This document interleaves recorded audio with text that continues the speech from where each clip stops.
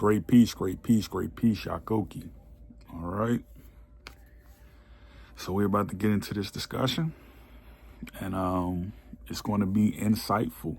It's going to be insightful. As always, we're building, we're not tearing down, So let's see, it's about 8 a.m. in the morning, and the planet is warming up on its side. So let's talk about it. The Freedmen's conversation is distorted. It's distorted because it's really a clamor for groups like who wouldn't necessarily be with one another, had they had more information to join together, right? And this is why I say that, right? When you look at the people who join a freedman, right? They descended from the Welsh people in America, right?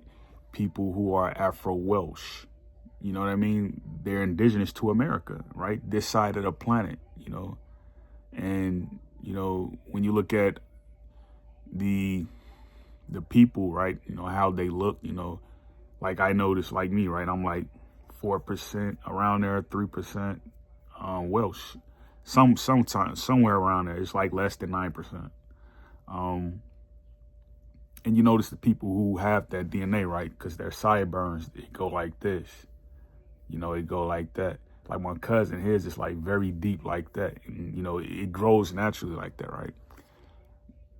That's another marker how you know you're Afro-Welsh, and the streets they live on, right? It tells you where they're from. The streets in America. This is another reason why I never understood why people gave up land to join political organizations. Because like if you join the Bureau of Indian Affairs or you get federally recognized, you're joining a political status, meaning you have to do what they say. If they want to move your reservation, if they want to take your reservation or those things, it's very touchy. It's a touchy situation. So you look at all the streets in America that's designated, right? You notice like how you may have in Chicago, right? There's a street called Wells. Well, that just means that there were Afro-Welsh people living there. Like you look at Emmett Till's uncle, right? What is his name? Moses. You look at how he looks, right? He's Welsh. Like as dark as he is, right? He's Welsh. Just go look at the old documentaries when he's near his house and he's talking to the press, the reporters. You see how he looks. He had the shaved head. You notice like Welsh people, they never grow their hair out. Even the lighter ones, right? The lighter ones, they never grow their hair out. Like you rarely see them with afros. So, and like even the white ones, right? They can grow afros, but they never grow the hair out. Cause like once it starts to recede, it goes like this, like you see that ball in the middle right there, those were your farmers in the South, some of them, right? And then you had the other ones who were doing other things. So that's history that people don't talk about. And like my only concern, right, really, it's not with nylon people per se, right? It's not with nylon people. It's with Bruins, like, LeBron, he's a Bruin. Because his mother is like, you can see her Russian features. And his father, when you look at him, right, you can see his Neolithic features, like, so. And when you look at, you got the Bruins, like Midwest, right? My only concern with the Midwest is Bruins, Maroons, and Heirlooms.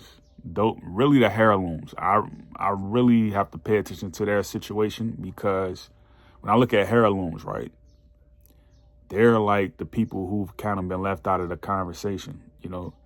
If any other people were to look at them, they would say like, oh, these people are from,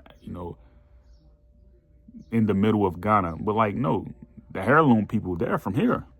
It's just that their mother and father kept their bloodline so pure over the decades, you know?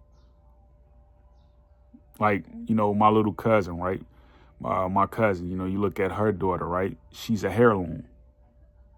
She's a heirloom. So, and then her mother, right? Her mother is an octoroon. You see what I mean? So pay attention to heirlooms, pay attention to Bruins, and pay attention to the other people I mentioned.